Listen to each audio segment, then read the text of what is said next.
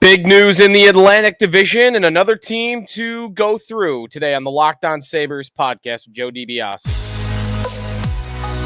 Your Locked On Sabres, your daily podcast on the Buffalo Sabres. Part of the Locked On Podcast Network, your team every day.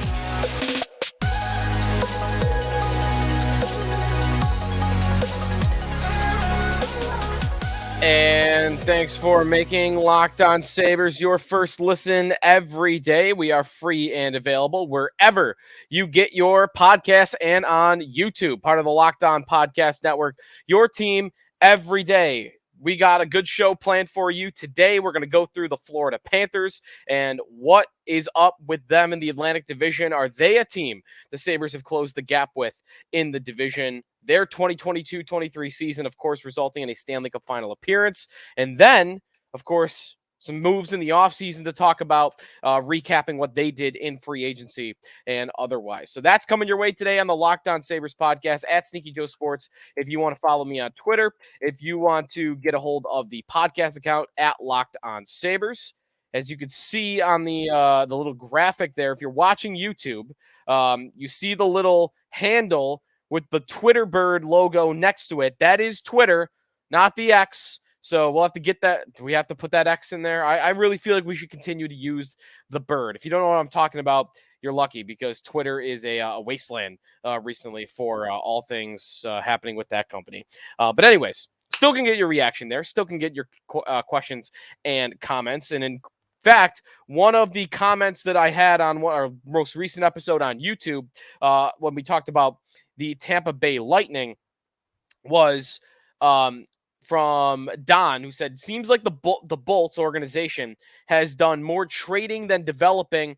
They had if they had the young players to step up, Sabres better loaded up with, they rely on UPL's improvement with consistency and otherwise. So I think that was worded a little weirdly, but I think if you get where Don's going with that, I agree with him. I like that comment because the Lightning have really transitioned post Steve Yzerman from drafting, developing, hitting on mid to late round picks, bringing them in entry-level contracts so they could pay their big guns to.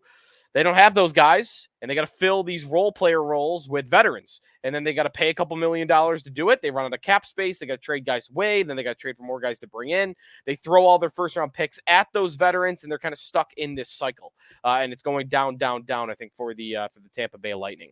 Not the Florida team we'll talk about a little bit later today. We will talk about the Florida Panthers on today's show. But before we do that, a couple episodes ago, we talked about the Boston Bruins. And I threw out there the idea that the Sabres could really close the gap with Boston this summer and into next season because the Sabres have a great center group. Tage Thompson, Dylan Cousins, Casey Middlestat, Peyton Krebs.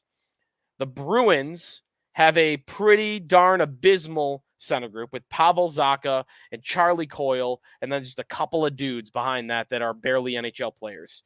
Well, all of that was with the caveat that Patrice Bergeron would retire. And wouldn't you know it, Patrice Bergeron has retired. He is no longer a member of the Boston Bruins. He announced a statement to the Bruins and to Bruins fans on Monday morning. He is done at age 36 years old, and that puts the Bruins in a bind. But before we even talk about that, looking back on Bergeron's career, a couple of observations that I have. One, pretty amazing by Bergeron to go through a 19-year career playing in Boston and not really be unanimously hated. If hated at all, I'm not sure he's hated anywhere. There is pretty admirable respect all the way around, I would think, for Bergeron and the way he played the game, the way he conducted himself. I was seeing a video passed along from a couple seasons ago where Bergeron at center ice before a game was about to start, it's about to take a face-off against Tage Thompson, especially last season, and he kind of slaps Tage on the shins and asks him how his wife is doing. She had a cancer diagnosis back in 2019, and he was asking about that. And, I mean, that just goes to show the type of person Bergeron was. The guy played forever. Another amazing observation about Bergeron. He did a thing early in his career nobody else does.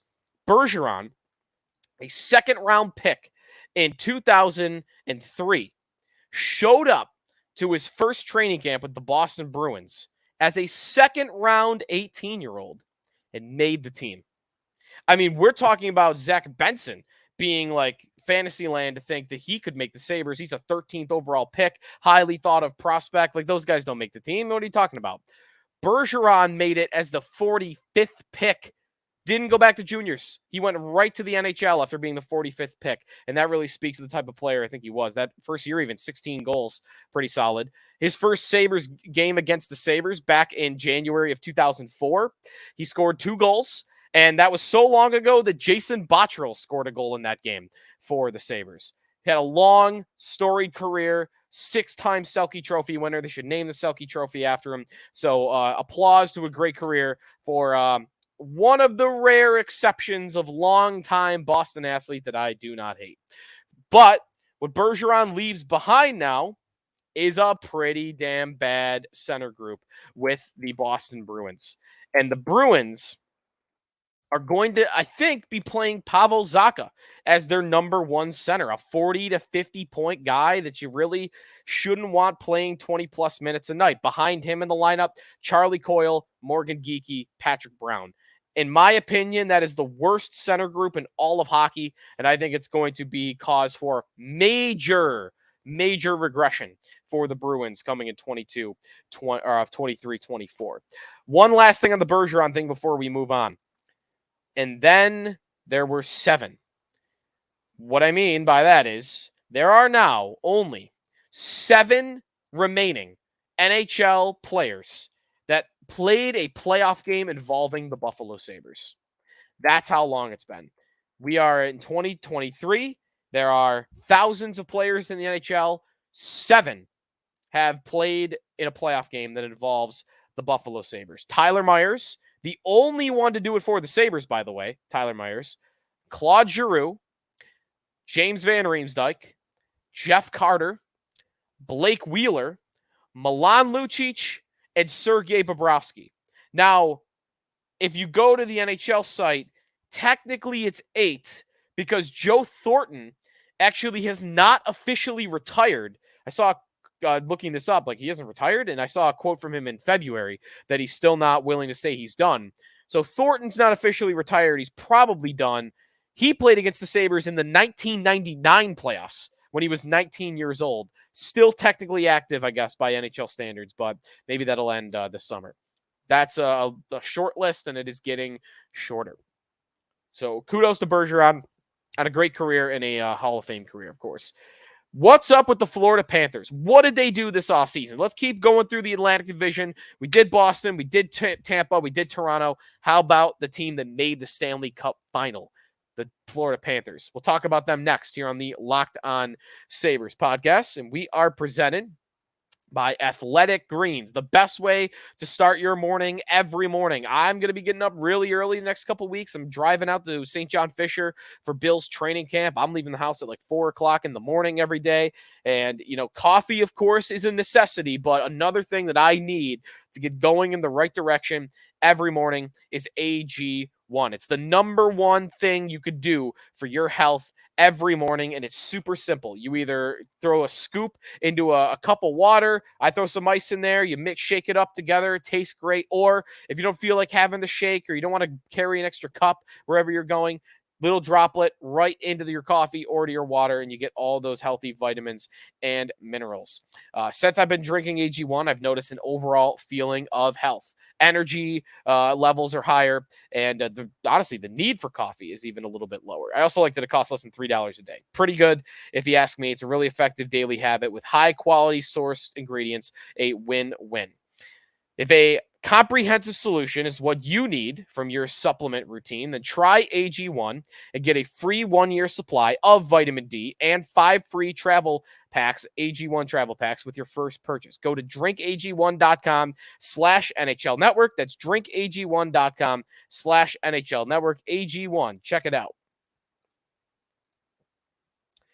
Welcome back to the Locked On Sabres podcast with Joe DiBiase. Our sail across the Atlantic Division offseason edition continues, and we are next up at the Florida Panthers. The Florida Panthers, who had a pretty disappointing regular season, but a thrilling playoffs. The Panthers in the regular season, 1 point better than the Buffalo Sabres. Played some important games with the Sabres down the stretch, and it really was a race. Florida in 82 games goes 42, 32, and 8. That is good for 92 points, a plus 17 goal differential, a 30-point drop from their President's Trophy campaign the season prior. And again, only 1 point ahead of both the Pittsburgh Penguins and the Buffalo Sabres to get into the playoffs in the first place. Now, what did they do? Once they got to the playoffs, they went on a tear. They beat the Bruins in 7 games, came back from 3-1 down. They ran through the Toronto Maple Leafs in round number 2.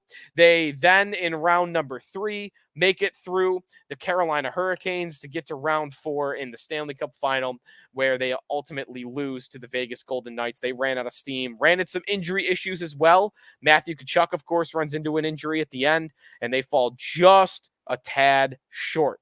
But what they did is confirm for everybody what I think we kind of knew about the Panthers in the regular season.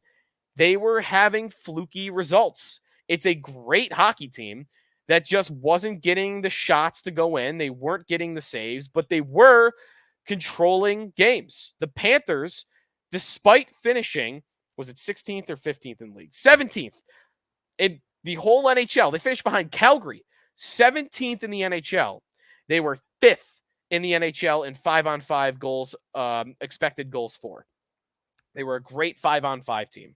The numbers just didn't translate to their wins, but I think we all knew that was a little bit fluky. Now, the Panthers have some key important players that stepped up in the playoffs. Of course, Matthew Tkachuk, although he was doing it all season long. Regular season for Tkachuk, a career high, 40 goals, 69 assists for 109 points. He carried the Panthers throughout. Playoff time, 24 points in 20 games, including 11 goals, countless game-winning goals, 4 of them to be exact. Carter Verhaeghe stepped up in the playoffs. Sam Reinhart stepped up in the playoffs for the Florida Panthers. And they really, I think, proved themselves to be a great hockey team. They got the goaltending, too, from Sergei Bobrovsky. They lose Spencer Knight to the NHL rehabilitation program, or whatever they call it exactly. So we'll see what the future holds for Spencer Knight, but it is Bobrovsky's net at the moment. And he did not have a good regular season, but a .915 save percentage in the playoffs is very, very solid. So all in all, I think what you have in this Panthers team from last year and going forward is a very talented hockey team that I think you have to account more for the playoffs this past season and the regular season 2 years ago more than you should, consider them what they are from this past regular season. I think those were fluky results. Now, when it comes to additions and subtractions, Florida with some losses. Anthony Duclair out the door. Duclair was a contributor for them in the playoffs, 11 points in 20 games. Before that, he missed a lot of games during the regular season. Only played 20 games. He only had 9 points in them. So they lose Duclair. They lose Radko Gudas, who had been a solid top 4 defenseman for them all year. And they also lost Mark Stahl. Mark Stahl is not a very good hockey player anymore, but 18 minutes a night, that's gone as well. So what did they do in response? They lose Mark Stahl, they lose Anthony Duclair, and they lose Radko Gudas. Well, they add Evan Rodriguez. I like that signing. Rodriguez has turned into a very good middle 6 player in the NHL. They add Oliver Ekman-Larsson. I think Ekman-Larsson is way over the hill. I think a minor role at best is good for him. Nico Mikkola, Mike Riley, Anthony Stolarz, just depth signings to kind of fill out the bottom of their roster. But it's Erod and OEL as their big signings in Rodriguez and Ekman-Larsson. And when we come back, is that enough to hold off the surging Sabres who are getting better every year? We'll go through that, where I see Florida in the upcoming standings and how they compare to Buffalo. Are the Sabres capable of passing Florida, who they were 1 point away from doing this past year? We'll go through that when we come back here on the Locked On Sabres podcast. We are presented by FanDuel Sportsbook. Florida with some better Stanley Cup odds over at FanDuel than the Sabres, that's for sure. So you're able to bet either one of those. We've got baseball going on right now. We've got the Women's World Cup. A lot of good sporting events taking place. And you can take your first swing at betting Major League Baseball on FanDuel and get 10 times your first bet in bonus bets up to $200. That's right. Just bet $20. You'll land $200 in bonus bets, win or lose. That's $200 you can spend betting everything from the money line to the over-under to who you think is going to have the first home run. And it's all in the app that's safe, secure, and super easy to use. Plus, when you win, you get paid instantly. There is no better place to bet on MLB than FanDuel, America's #1 sportsbook. So sign up today. Visit FanDuel.com/lockedon to get up to $200 in bonus bets. It's FanDuel.com/lockedon. FanDuel, official sports betting partner of Major League Baseball. Welcome back, Locked On Sabres podcast, for one final segment. The Florida Panthers. They add Erod. They add Oliver Ekman-Larsson. They lose Duclair. They lose Gudas. They lose Mark Stahl. Have the Sabres close the gap with Florida? I think it's possible that they've done that with Boston. I think it's possible they have done that with Tampa. I do not believe they've done that with Toronto. And I do have to say, I don't believe the Sabres have closed the gap much with the Florida Panthers. I would expect the gap between Florida and Buffalo to be more than the 1 point that we saw last year. And that's because I expect the Sabres to be... No, I'm just kidding. Panthers, I believe, are going to be significantly higher than Buffalo. Maybe, not what's significantly, 6 to 8 points might be about what you would, if you had to pin me down, what I would guess at. I think Florida is going to, again, look more like their playoff selves from this past season than they're going to look like their regular season selves. They got to get the goaltending. That's a big if, but the Sabres have that same question. Florida is ready-made. They are a veteran squad. They have elite players littered throughout the lineup. Their blue line is a little bit of a question mark, but I still think it's very strong. Aaron Ekblad, Brandon Montour, Gustav Forsling. They add OEL, Josh Mahura, Dmitry Kulikov. They add Mike Riley and McCullough. Like, they're pretty deep on the blue line. It's just, will they get the solid minutes on the second pair? And how much are they going to ask Oliver Ekman-Larsson to do? Because if it's anything significant, I think that's a problem for them. But I think Florida is the veteran team. I think Florida is the well-built team, or the ready-made team, I should say. And they actually have some young players that are growing. E2 Lutsterian, 43 points last year, 24 years old. You know, he could take another step forward. Anton Lundell is the guy I think about the most for this. He's only 21, 12 goals, 33 points last year. I think he's primed for a big step forward as well. You know, they're Jack Quinn, if you will. So they have, and Grigorio Denisenko is another player for Florida, 18-year-old, or no, sorry, a little bit older, 23 for Denisenko. Just got his feet wet a little bit. We'll see if he can provide them with anything this coming season. But I think Florida is going to be a lot better. I right now would peg them for second place in the Atlantic Division. And I think they are the team to fight with Toronto for number one in the Atlantic. I think there are two teams I feel pretty confident and comfortable about saying they're going to finish above the Sabres. They're better than the Sabres. The Panthers are one of those two teams. So Florida, great hockey team, made some nice sneaky additions. The Erod addition I really like for them. And I think they will remain above the Buffalo Sabres in the standings. So have the Sabres close the gap? I might want to say no. I think I have to say no on that they have not closed the gap with the Florida Panthers.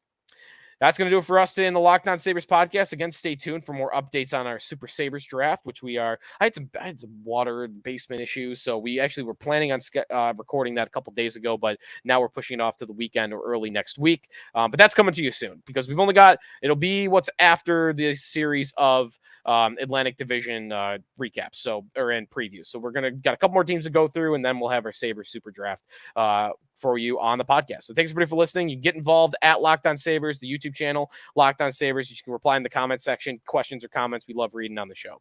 That's it for us. Thanks everybody for listening to Locked On Sabres and making us a part of your first listen every day.